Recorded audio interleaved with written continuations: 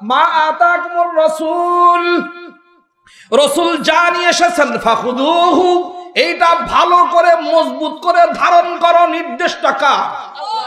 এখন যদি কোন দলের নামে, ব্যক্তির নামে, পীরের নামে, মুফতির নামে আলাদা কোনো কিছু করা হয়, আল্লাহর নবীরটা যদি ধারণ করা না হয়, তার কাছে যদি ইসলামী আইন এইটা খারাপ লাগে, ভালো যদি না লাগে, ওই ব্যক্তি মুসলমান দাবি করতে পারে না।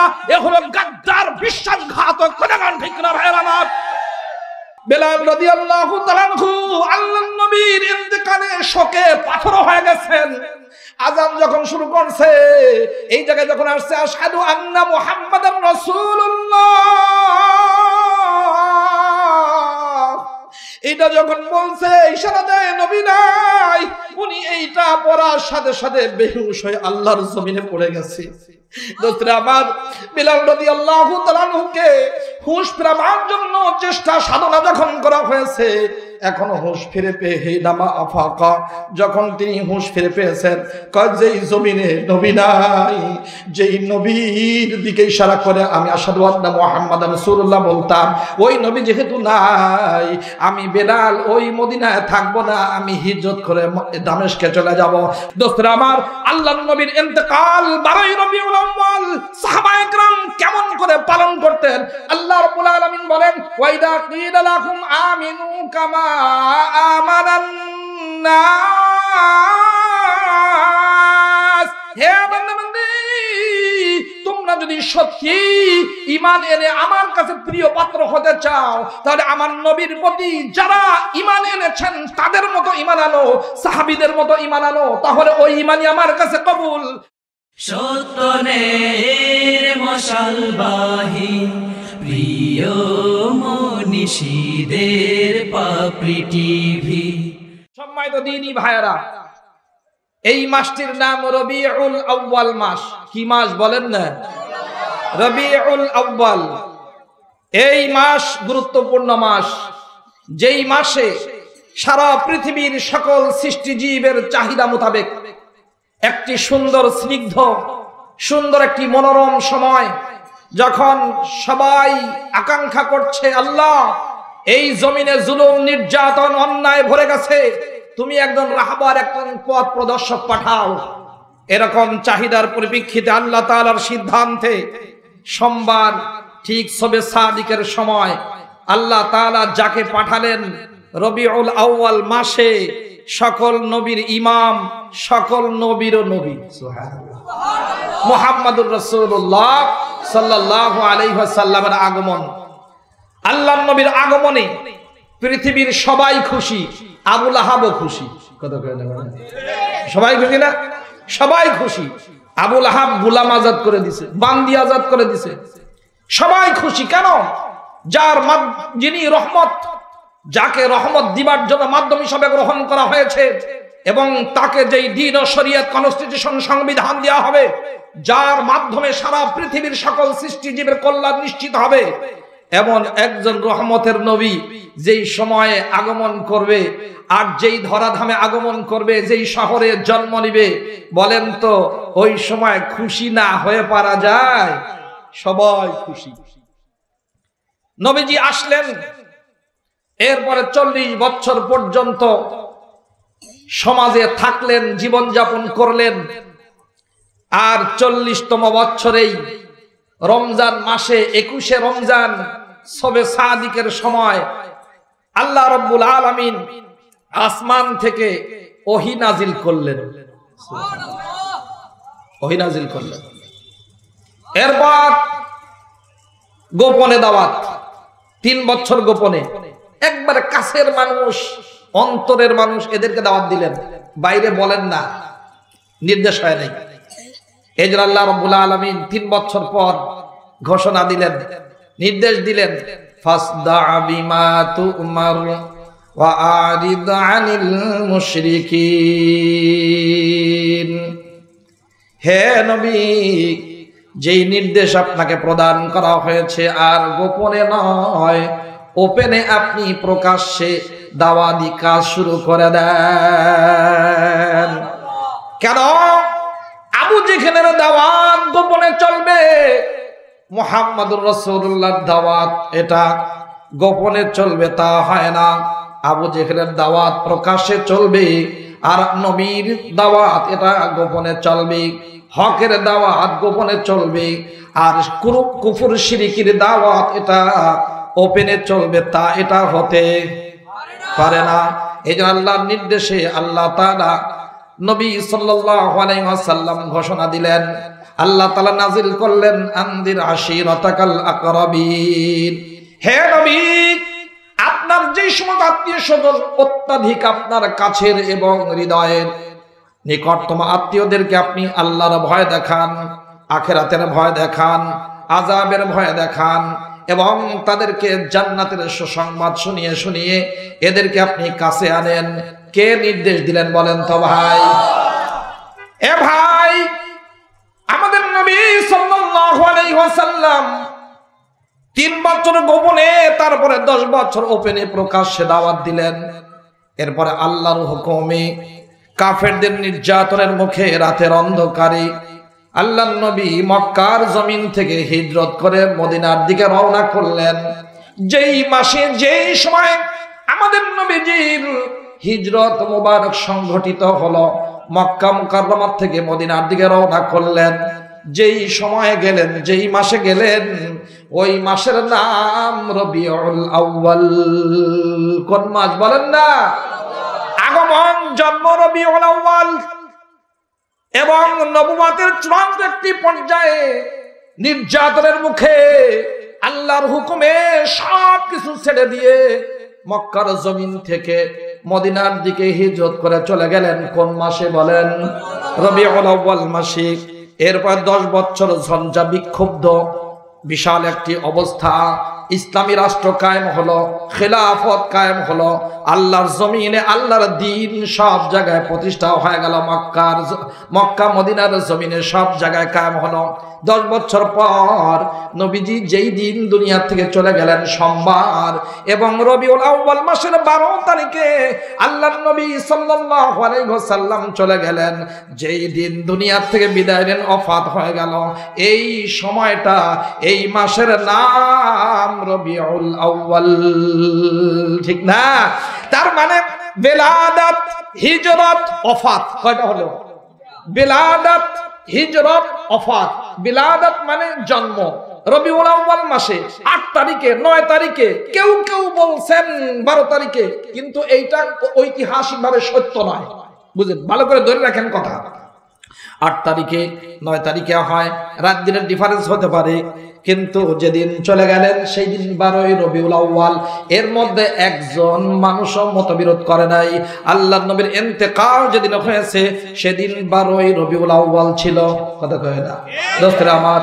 আল্লাহর নবী সাল্লাল্লাহু আলাইহি ওয়াসাল্লাম যেদিন আসলেন সবাই খুশি, সবাই খুশি।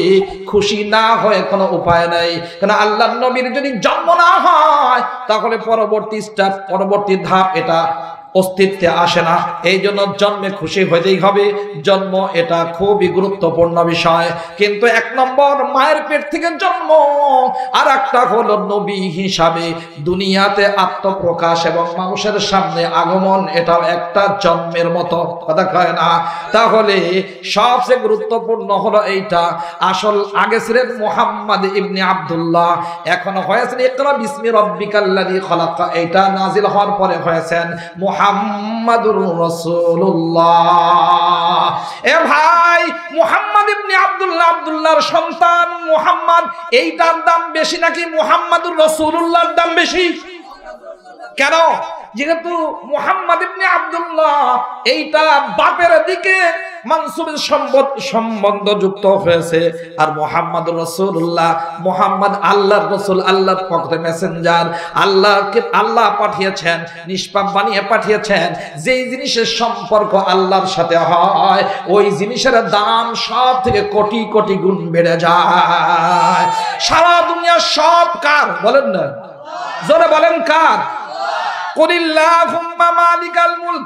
আল্লাহ বলছেন ওয়ালিল্লাহি মা ফিস সামাওয়াতি ওয়া মা ফিল আরদ ওয়া ইলাল্লাহি তুরজাউল উমুর। আসমান জমিনে যা কিছু আছে খলকন মিলকান আবিদান সব কিছু কার ওয়া ইলাল্লাহ সব কিছু ফেরত যাবে তুরজাউল উমুর সব বিষয় কার দিকে প্রত্যাবর্তন করবে বলেন দোস্তরে সব কিছু আল্লাহর তাহলে আমাদের ঘর আমাদের বাড়ি আমাদের জমিন আমাদের সন্তান আমাদের বিবি বাল বাচ্চা যত কিছু আছে সব কিছু কার বলেন তো ভাই কিন্তু এই যে যেই ঘরে আমরা এই নামাজ আদায় করলাম জামাতের সাথে এইটার নাম হলো মসজিদ এটাও কার বলেন তো ভাই বলেন তো আমার ঘর আর আল্লাহর ঘর এর মধ্যে মর্যাদাগত সম্মানের দিক থেকে পার্থক্য আছে না নাই আছে কেন এই ঘর আমার খানকা ঘর আমার সন্তান যেই বাড়িতে থাকে ওই ঘর এটা আল্লাহর দিকে মানসুব না আল্লাহর সাথে সম্বন্ধযুক্ত না কিন্তু এই মসজিদ যেখানে নামাজ আদায় করা হয় এটাকে বলা হয় বাইতুল্লাহ আল্লাহর ঘর বলা হয়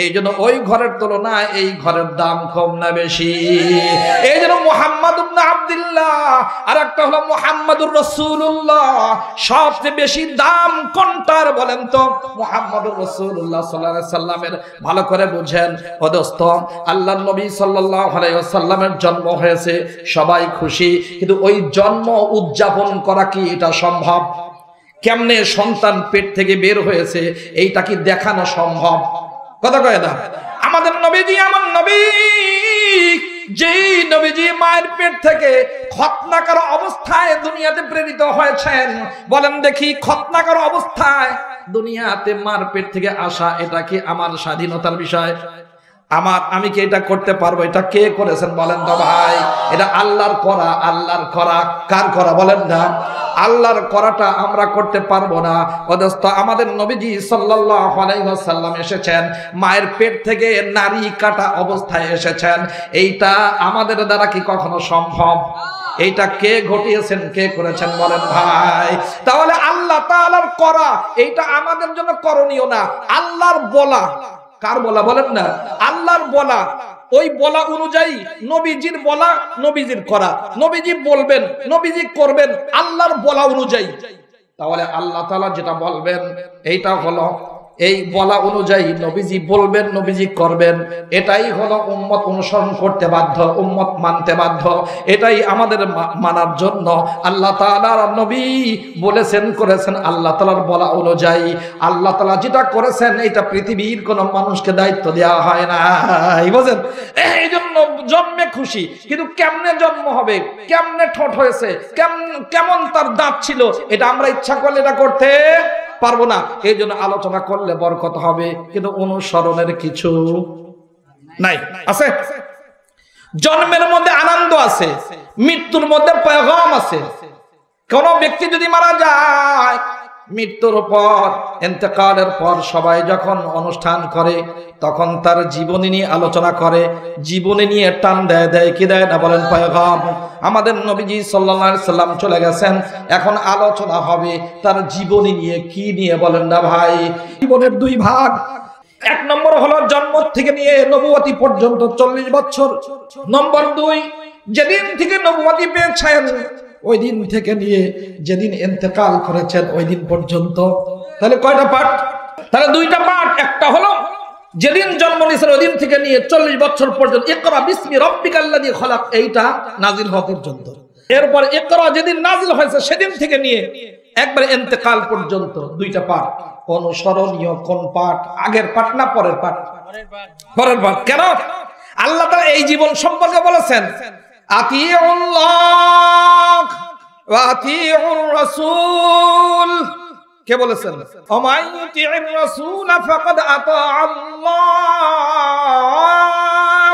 যেই ব্যক্তি নবীর অনুসরণ করলো সে যেন আল্লাহর এই অনুসরণ করলো যে নবীর আনুগত্যশীল হলো সে আল্লাহ তাআলারই আনুগত্যশীল হয়ে গেল সুবহানাল্লাহ আল্লাহ রাব্বুল আলামিন বলেছেন ওয়া ইন তুতিউহু তাহতাদু, হে আমার বান্দাবান্দীরা, তোমরা যদি আমার নবীর অনুসরণ করো তাহলে তোমরা হেদায়েত পেয়ে যাবা, দুনিয়াতেও সঠিক পথ পেয়ে যাবা।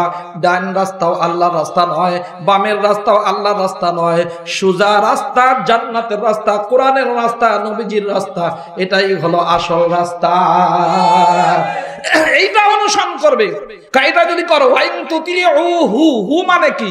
ওয়াইন তুতিউ খলিলি ওয়া হাবিবি মুহাম্মাদান সাল্লাল্লাহু আলাইহি ওয়াসাল্লাম তাজিদুল হিদায়া ওয়াল মাজদা ওয়াল কারামা ওয়াল আমনা ওয়াস সালামা ফিদ দুনিয়া ওয়াল আখিরা। আমার নবীর অনুসরণ করলেই তোমার নিরাপত্তা আসবে, আমার নবীর অনুসরণ করলে তোমার জন্য শান্তি, ইজ্জত, ফয়সালা, ইজ্জতের ফয়সালা হবে। আমার নবীর অনুসরণ করলে দুনিয়াতেও তোমার জন্য ইজ্জত আর সম্মান, আখিরাতেও তোমার জন্য মুক্তি আর জান্নাত। বুঝেন? এটা আল্লাহ তাআলা বলে দিলেন সাফ পরিষ্কার, মা আতাকুমুর রাসূল যা নিয়ে এসেছেন ফাখুদুহু, এইটা ভালো করে মজবুত করে ধারণ করো। নির্দেশটা কার? এই নির্দেশটা কাদেরকে দিয়েছেন? মা আতাকুমুর রাসূল, হে আমার বান্দাবান্দীরা, তোমাদের কাছে আমার রাসূল যা নিয়ে এসেছেন তোমরা এটাকে ধারণ করো। তোমরা বলতে কারা? গরু ছাগল? কথা কয় না? কারা বলেন না ভালো করে? আমরা বলতে সব মানুষ, জিন ইনসান। কথা কয় না? তাহলে আল্লাহ রাব্বুল আলামিন বলে দিলেন, হে আমার বান্দাবান্দি, যেই দলই করো না কেন, যাই করো না কেন, আমার নবী যা আমার কাছ থেকে নিয়ে এসেছেন এইটা তোমরা ধারণ করো। এখন যদি কোন দলের নামে, ব্যক্তির নামে, পীরের নামে, মুফতির নামে আলাদা কোনো কিছু করা হয়, আল্লাহর নবীরটা যদি ধারণ করা না হয়, তার কাছে যদি ইসলামী আইন এইটা খারাপ লাগে, ভালো যদি না লাগে, ওই ব্যক্তি মুসলমান দাবি করতে পারে না। এ হলো গাদ্দার, বিশ্বাসঘাতক। কোনখান ঠিক না ভাইরা আমার? এটা কেমন মুসলমান? আল্লাহ তাআলা নির্দেশ দিলেন, আমার রাসূল যা নিয়ে এসেছেন তোমরা ধারণ করো, এটা গ্রহণ করো, আমল করো। আর আমরা বলি আমরা এখন রাসূলেরটা মানবো না, বিদেশি চান্দুর বাপ আর মা যা বলছে, দালাল যা বলছে, গোলাম আর আমেরিকা, ওই ব্রিটিশের গোলামরা যা বলে তা মানবো। এইটা যদি কেউ বলে মানে, ওই ব্যক্তি সব থাকবে কিন্তু মানুষ থাকতে পারবে না। এ হলো সত্যি মানসিকভাবে পাগলের জাত। আমার পাবনা ভর্তি হওয়ার অযোগ্য পাগল। কথা কয় না মানে? তাহলে আল্লাহ রাব্বুল আলামিন দিলেন বেলাদাত, হিজরত, ওফাত। আল্লাহর নবীর ওফাত। আল্লাহর নবীর কি ওফাত? বলেন তো কোন তারিখে হয়েছে আল্লাহর নবীর ইন্তেকাল? 12ই রবিউল আউয়াল। কোন মাসে বলেন না? কোন তারিখে? 12ই রবিউল আউয়াল। এ ভাই, আমাদের নবীজি সাল্লাল্লাহু আলাইহি ওয়াসাল্লাম যেদিন ইন্তেকাল হয়ে গেছে, ফাতেমার কি অবস্থা ছিল? ফাতেমা রাদিয়াল্লাহু তাআলা আনহা বলেন, আমার উপরে এত মুসিবত সুব্বাত আলাইয়া, আমার উপরে এত মুসিবত চাপিয়ে দেওয়া হয়েছে, এই মুসিবতগুলো যদি সুব্বাত আলাল আইয়ামি সিরদা লায়ালিয়া, দিনের আলোর উপরে, সূর্যের উপরে যদি আমার উপরে আসা মুসিবত যদি ঢেলে দেওয়া হয়, তাহলে এই সূর্যের আলো নিষ্প্রভ হয়ে অন্ধকার হয়ে যাবে। বুঝেন? কিন্তু দোস্তরা আমার, কেমন মহব্বত ছিল আল্লাহর নবীর ইন্তেকালের পর, মানুষগুলো কেমন হয়েছে। বেলাল রাদিয়াল্লাহু তাআলা আনহু আযান দিচ্ছেন না, ও দোস্ত সময় চলে যায়, বয়ে যায়। আবু বকর বলেন, বেলাল আযান দাও। বিলাল বলে, আযান আগে দিতাম, নবীজি সামনে থাকতেন, আশহাদু আন্না মুহাম্মাদুর রাসূলুল্লাহ বলার সময় ইশারা করতাম। আজকে ওই নবী নাই, আমি কেমনে দেব? কয় দেখো, তুমি যদি আযান না দাও নামাজ কেমনে হবে? আযান দাও। বেলাল রাদিয়াল্লাহু তাআলা আনহু আল্লাহর নবীর ইন্তেকালে শোকে পাথর হয়ে গেছেন। আযান যখন শুরু করছে, এই জায়গায় যখন আসছে আশহাদু আন্না মুহাম্মাদার রাসূলুল্লাহ, এটা যখন বলছে, ইশারা দেয় নবী নাই, উনি এইটা পড়ার সাথে সাথে বেহুশ হয়ে আল্লাহর জমিনে পড়ে গেছে। দোস্তরা আমার, বিলাল রাদিয়াল্লাহু তাআলা আনহুকে হুঁশ ফেরাবার জন্য চেষ্টা সাধনা যখন করা হয়েছে, এখনো হুঁশ ফিরে পেয়ে হেদামা আফাকা, যখন তিনি হুঁশ ফিরে পেয়েছেন, যেই জমিনে নবী নাই, যেই নবীর দিকে ইশারা করে আমি আশহাদু আন্না মুহাম্মাদান রাসূলুল্লাহ বলতাম, ওই নবী যেহেতু নাই, আমি বেলাল ওই মদিনায় থাকবো না, আমি হিজরত করে দামেস্কে চলে যাব। হযরত বেলাল মদিনা ছেড়ে কোথায় গিয়েছেন বলেন? কোথায় গিয়েছেন? দামেস্কে। এ দোস্তরা আমার, আল্লাহর নবীর প্রতি কত মায়া সাহাবায়ে কেরামের। এক সাহাবী যায়েদ ইবনে আব্দি রব্বি, কি নাম বলেন না, যায়েদ ইবনে আব্দি রব্বি লাঙ্গল দিয়ে চাষ করতেছেন, খেতে কাজ করতেছেন। হঠাৎ করে আল্লাহর নবীর মৃত্যুর ইন্তেকালের সংবাদ, ওফাতের সংবাদ ওই সাহাবীর কাছে যখন পৌঁছে, তিনি কাজ ছেড়ে দিয়ে আসমানের দিকে তাকিয়ে বলে, ও মালিক, আল্লাহুম্মা ইম্মা বাসারি, আল্লাহ, যেই চোখ দিয়ে নূরের নবী দেখেছি, আমার নবীকে দেখেছি, যেই নবীর চেহারা বারবার দেখে দেখে বরকত হাসিল করেছি, ওই নবী যেহেতু দুনিয়াতে নাই, এই জন্য আমি আর এই চোখ দিয়ে দুনিয়ার কোন জিনিস দেখতে চাই না, আমারে তুমি অন্ধ বানিয়ে দাও। ওই সাহাবী অন্ধত্বের দোয়া করেছেন। আল্লাহর নবী দুনিয়াতে মাটির উপরে নাই, এই জন্য দোয়া করেছেন যে এই চোখ, যেই চোখ দিয়ে নবীজিকে দেখেছি, ওই নবী নাই, এই চোখ দরকার নাই। কয়েকদিন পর ওই সাহাবী অন্ধ হয়ে গেছেন। কেমন মায়া, কেমন মহব্বত, কেমন ভালোবাসা বলেন দোস্তরে আমার। আল্লাহর নবী যেই জানার উপরে সওয়ার হইতেন, আরোহণ করে বা বিভিন্ন জায়গায় যাইতেন, আল্লাহর নবী চলে গেছেন দরজার কাছে, ওই জানোয়ার নবীজির দিকে তাকান, ওই যেই মিহরাব মিম্বরে দাঁড়িয়ে আল্লাহর নবী কথা বলতেন, দেখতেছে আল্লাহর নবী আছে কিনা। সাহাবায়ে কেরামকে দেখেন, নবীজি নজরে পড়ে না। ওই খচ্চর জানোয়ারটা পিছনে যায়, পিছনে গেলে মনে হয় আমার নবীর নূরানি চেহারাটা দেখা যাবে, মনে হয় আরেকটু পিছনে গেলে দেখা যাবে, দেখা যাবে, দেখা যাবে। এইভাবে করতে করতে পিছনে যাইতে যেতে পিছনে যে কুয়া, পিছনে যে কূপ আছে, ওই অবুলা জানোয়ার জানে না পিছনে কুয়ার মধ্যে পড়ে চলে গেছে। নবীর প্রতি ভালোবাসার মহব্বত। আল্লাহর নবীর ইন্তেকাল দিবসে সাহাবায়ে কেরাম বেহুশ হয়ে যাইতেন, ঘর আটকা কাঁদতেন।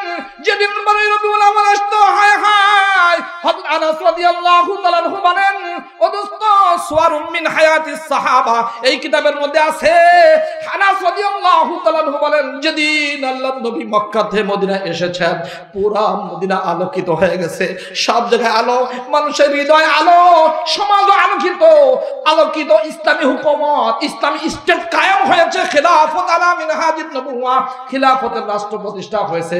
কোন জায়গায় জুলুম নাই, কোন জায়গায় নির্যাতন নাই, কোন জায়গায় কোনো মারামারি নাই, কোন জায়গায় হানাহানি নাই, কোন জায়গায় মিথ্যার কথা নাই, কোন ধোঁকাবাজি নাই।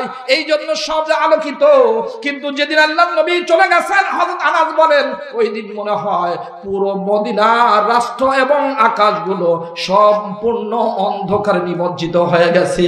দোস্তরা আমার, আল্লাহর নবীর ইন্তেকাল 12 রবিউল আউয়াল সাহাবায়ে কেরাম কেমন করে পালন করতেন? আল্লাহ রাব্বুল আলামিন বলেন, ওয়াইদা কিলা লাকুম আমিনু কামা আমানান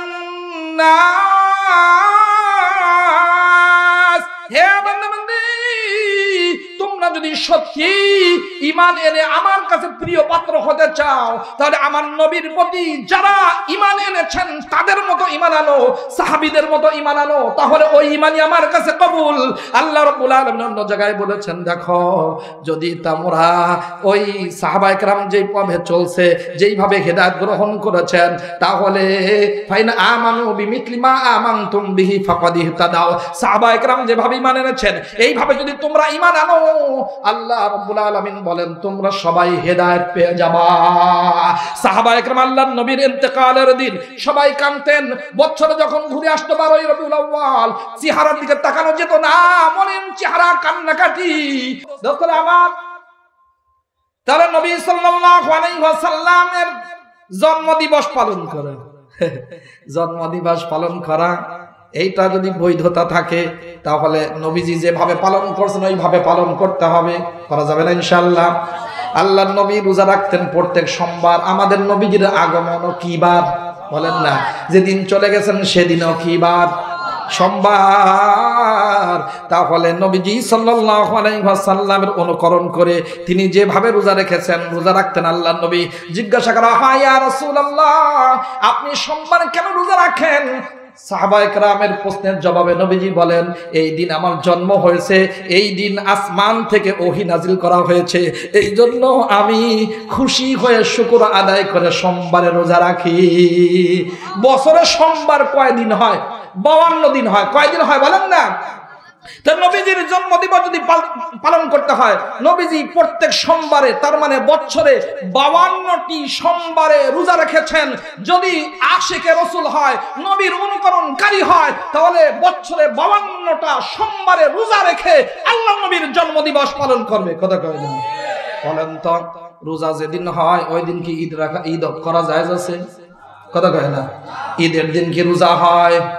তাহলে ঈদের দিনে রোজা হয় না, রোজার দিনে ঈদ হয় না। হয় তাহলে রোজাও রাখবে, আনন্দ মিছিল করবে, এটা কখনো মুসলমানের কাজ হতে পারে নাকি বলেন?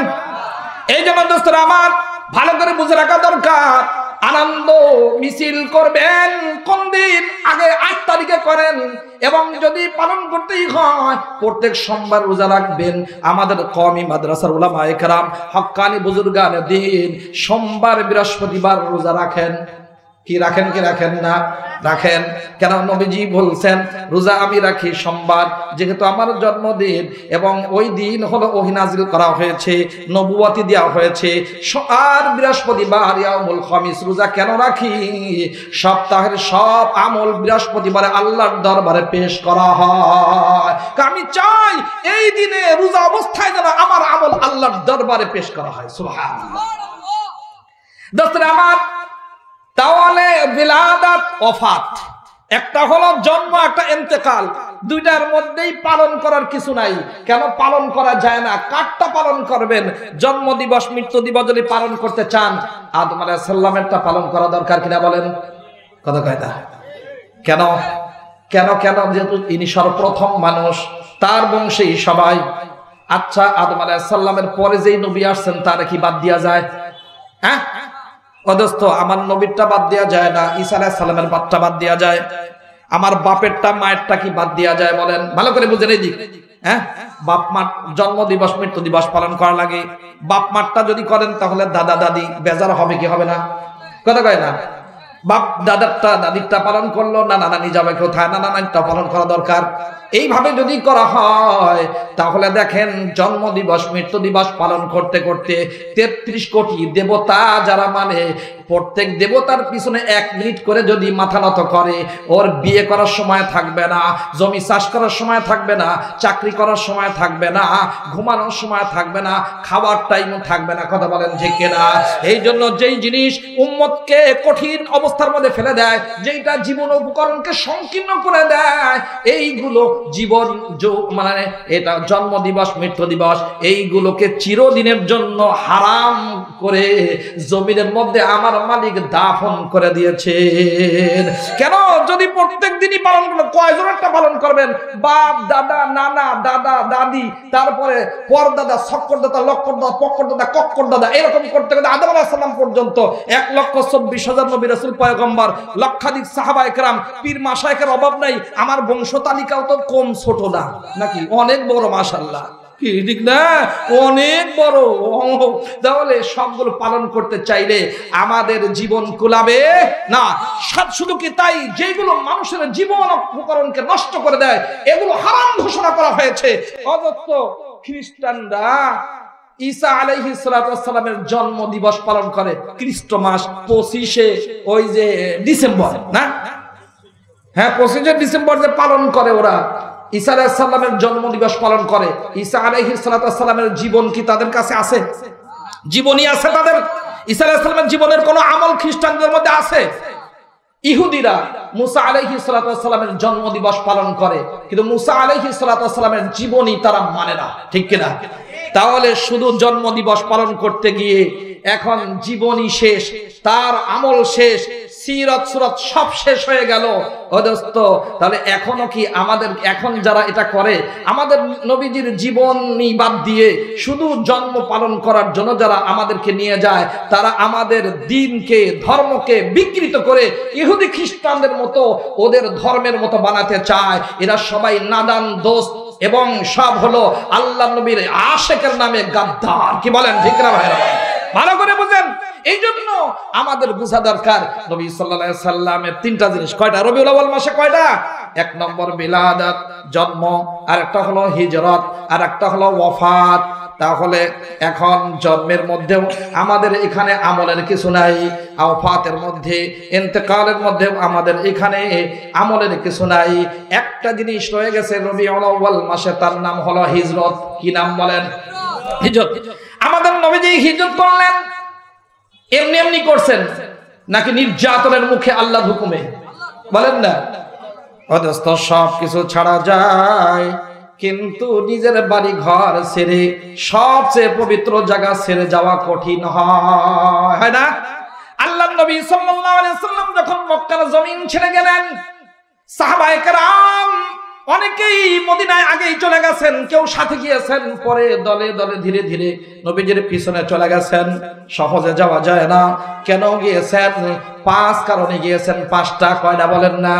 এক নম্বর, আল্লাহর নবী সাল্লাল্লাহু আলাইহি ওয়াসাল্লাম মক্কায় যখন ছিলেন তখন নবীর সোহবত উঠাইছেন, আল্লাহর নবীর সংস্রবে এরা থেকেছেন, আল্লাহর নবীর চেহারা মুবারক দেখেছেন। উস্তাদ যদি যায়, ছাত্র সেখানে থাকতে চায় না। কথা কয় না? বাপ যদি ঘরে না থাকতে পারে, ওই বাড়িতে সন্তান থাকতে পারে না। যেই এলাকায় পীর সাহেব থাকতে পারে না, ওখানে মুরিদও থাকতে পারে না। বলেন ঠিক কিনা ভাই? আল্লাহর নবীর থেকে বড় কেউ নাই। আল্লাহর নবী সবচেয়ে বড় শিক্ষক। বুইতু মুআল্লিমা। আল্লাহ তাআলা নবী বলেন, আমি শিক্ষক হিসেবে প্রেরিত হয়েছি।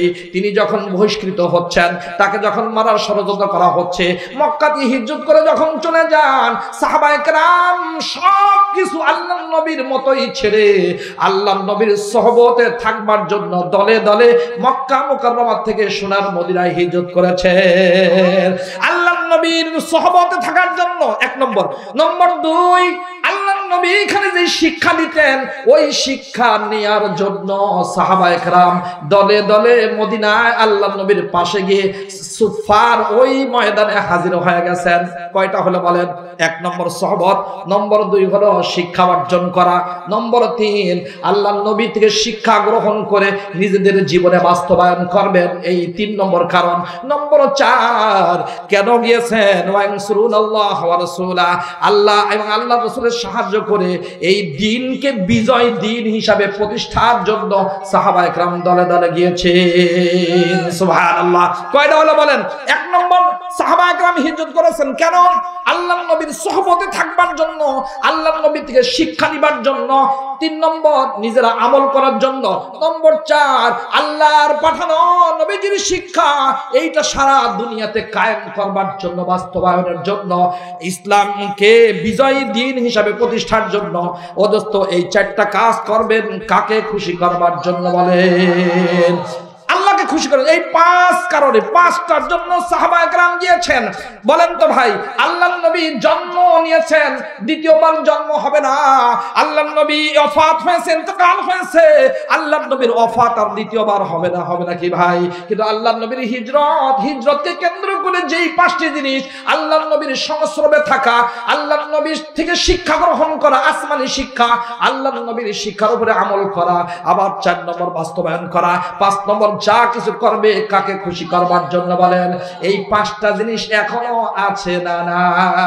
আল্লাহ রাব্বুল আলামিন বলেন, লিল ফুকারাইল মুহাজিরিন আল্লাযীনা উখরিজু মিন দিয়ারিহিম ওয়া আমওয়ালিহিম ইয়াবতাগুনা ফাদলাম মিনাল্লাহি ওয়া রিদওয়ানান ওয়া ইয়ানসুরুনাল্লাহা ওয়া রাসূলাহু উলাইকা হুমুস সাদিকুন।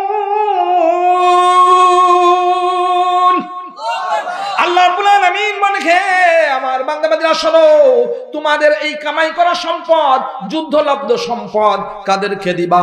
লিল ফুকারাইল মুহাজিরিনা, মুহাজিরদেরকে দিবা। কাদের দিবা বলেন না? মুহাজিরদেরকে দিবা, মুহাজিরদেরকে দিবা। এই মুহাজির কারা? মুহাজির হলেন যারা মক্কা থেকে হিজরত করে গেছেন, কথা কয় না, যাদেরকে আল্লাযিনা উখরিজু মিন দিয়ারিহিম ওয়া আমওয়ালিহিম, যাদেরকে ঘর থেকে বের করে দেওয়া হয়েছে, মাল থেকে সম্পত্তি বঞ্চিত করে দেওয়া হয়েছে। সবাই রওনা করছে কি চায়? ইয়াবতাগুনা ফাদলাম মিনাল্লাহি ওয়া রিদওয়ানা, আল্লাহর অনুগ্রহ, আল্লাহর সন্তুষ্টির জন্য সবাই রওনা করছে। সুবহানাল্লাহ। ওয়া ইয়ানসুরুনাল্লাহা ওয়া রাসূলা, সবাই এরা আল্লাহ আল্লাহর রাসূলের সাহায্য করবেন, আল্লাহর পাঠানো দ্বীন, আল্লাহর নবীর শিক্ষা দেওয়া দ্বীন নিজের আমল করবেন, জীবনে বাস্তবায়ন করবেন এবং রাষ্ট্রীয়ভাবে সব জায়গায় বিজয়ী দ্বীন হিসাবে কায়েম করবেন। এই জন্য রওনা করেছেন। সুবহানাল্লাহ। এরপরে বলেন আল্লাহ রাব্বুল আলামিন এই 5 কাম যারা করবে, সাহাবায়ে কেরাম মুহাজিরিন, এদেরকে সার্টিফিকেট দিয়েছেন, উলাইকা হুমুস সাদিকুন,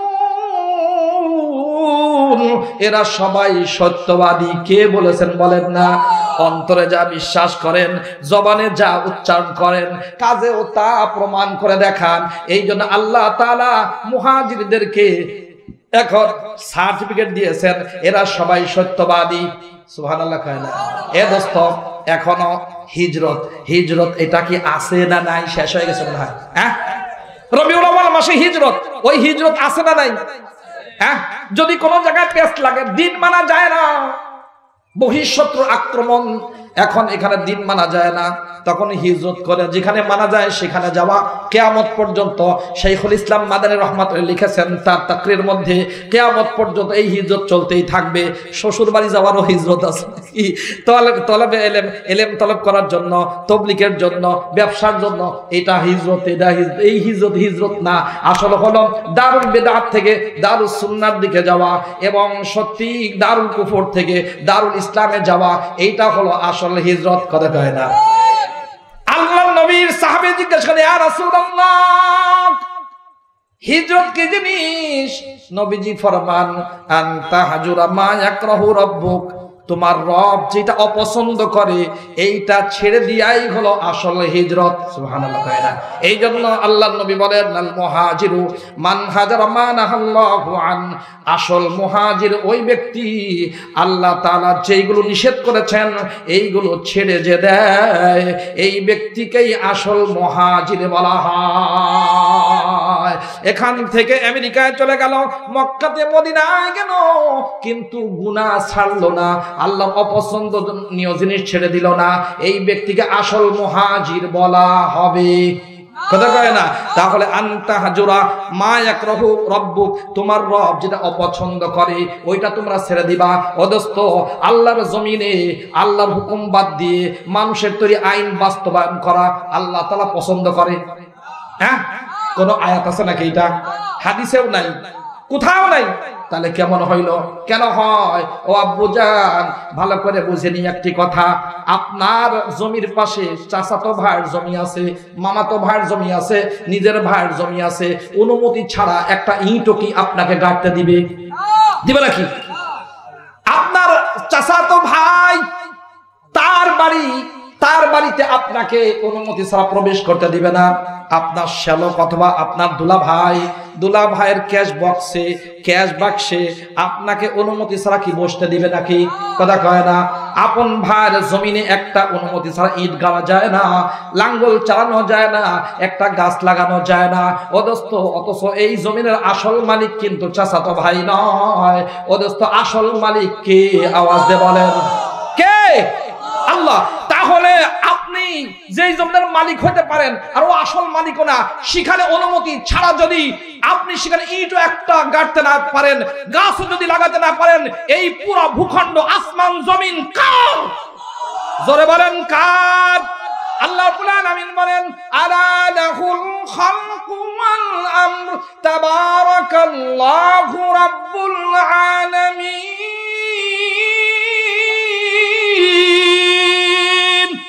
আল্লাহ রাব্বুল আলামিন মান সৃষ্টি যার, হুকুম চলবে তার। জমিনটা কার বলেন না ভাই? তাহলে এই জমিনে ব্রিটিশের আইন চলতে পারে না, কোন মানুষের বানানো বিধান চলতে পারে না। জমিন যেহেতু আল্লাহর সৃষ্টি, যেহেতু আল্লাহর, এই সব জায়গায় কার হুকুম চালানো দরকার বলেন না ভাই? তাহলে আল্লাহর নবী রবিউল আউয়াল মাসে হিজরত করছেন। হিজরতের একটা হলো ঘর বাড়ি সব ছেড়ে দিয়া, এটাও কিয়ামত পর্যন্ত চলবে। আর একটা হলো আল্লাহর অপছন্দনীয় জিনিস ছেড়ে দিয়া। এই হিজরত এখনো আছে না নাই? হিজরতের মাধ্যমে সাহাবায়ে কেরাম আবারও সোহবত নিতে গিয়েছেন। ওই সোহবত উঠানোর সুযোগ এখনো আছে না নাই? নবীজি নাই, কিন্তু নবীর উত্তরাধিকার ওয়ারাসাতুল আম্বিয়া সত্যিকার উলামায়ে কেরাম রয়ে গেছেন। কিয়ামত পর্যন্ত তাদের সংস্রবে থেকে দিন শিক্ষার সুযোগ আছে না নাই? কথা কয় না? আল্লাহর নবী যেই শিক্ষা দিয়ে গেলেন, ওই শিক্ষা গ্রহণ করার সুযোগ এখনো আছে নাকি? 3 নম্বর। 4 নম্বর, আল্লাহর নবী রেখে যাওয়া দিন বিজয় দিন হিসাবে এইটা দুনিয়াতে প্রতিষ্ঠা করার সুযোগ এখনো আছে না নাই? না, এখন শুধু না আমরা দেড় বেটে রয়ে গেছি, বয়ে থাকুন, আল্লাহর দিন আল্লাহই চালাবে, এরকম নাকি?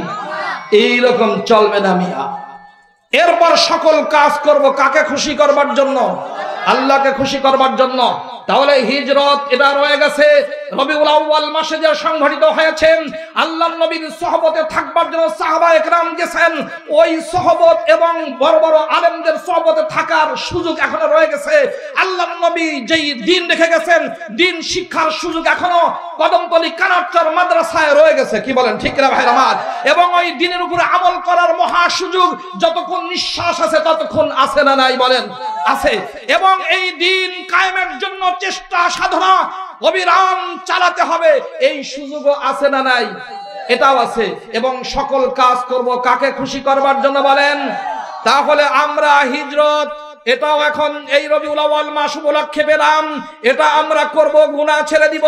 আল্লাহর নবীর সহবত এখন সেইটা নাই, কিন্তু উলামায়ে কেরাম রয়েছে আল্লাহর নবীর উত্তরাধিকার, তাদের সংস্রবে যাব কি যাব না বলেন? নাকি যে নামাজ পড়ে না, হ্যাঁ, পেশাব পায়খানা করে, পানিও নেয় না, তাদের সহবতে যাবেন? নামাজ জিন্দিগিতে পড়ে না, এর সহবতে গেলে আপনি বাটপার হবেন, ভালো মানুষ নেককার হবেন না। কি বলেন ঠিক না?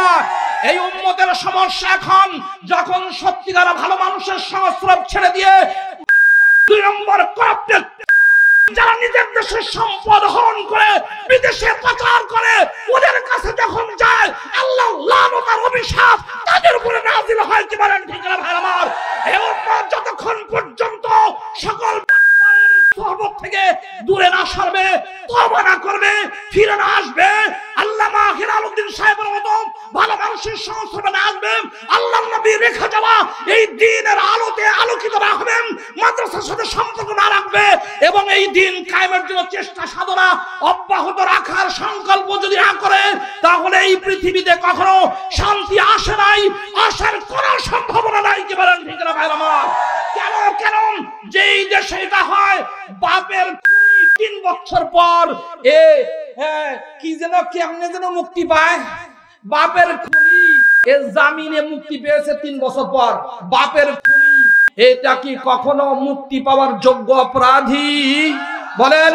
তাহলে যেই আইন বাপের খুনিকে মুক্তি দেন, জামিন দেয়, এসেই স্ত্রীকে করে ভেঙে যায়, যেই আইনের মধ্যে এমন পরিস্থিতি সৃষ্টি হয়েছে মা হয়ে সন্তান করে অন্যের হাত ধরে চলে যায়, এই আইন দিয়ে কোথাও চলতে পারে না।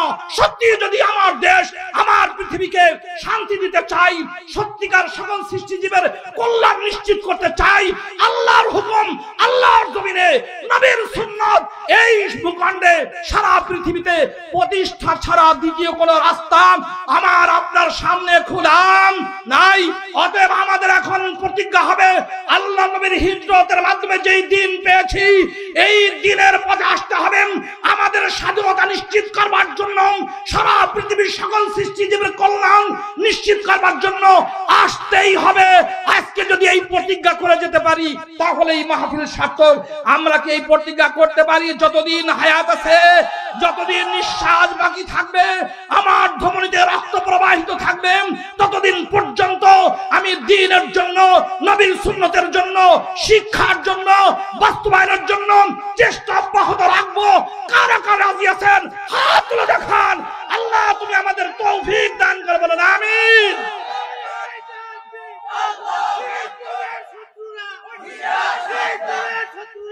সম্মানিত দিনী ভাইরাম, এই জন্য কোন দল মতের বিরুদ্ধে নয়, সকল সৃষ্টিজীবের কল্যাণ নিশ্চিত করতে যদি চাই, মানুষ হিসাবে আমাদেরকে আল্লাহর হুকুমের কাছে আসতে হবে। মুসলমানের মধ্যে ইসলামী আইনের মহব্বত থাকবে না, নাম মুসলমান হবে, আল্লাহর আইন পছন্দ করে না, এমন মুসলমান দুনিয়াতে দরকার নাই। কি বলেন ঠিক না ভাই আমার?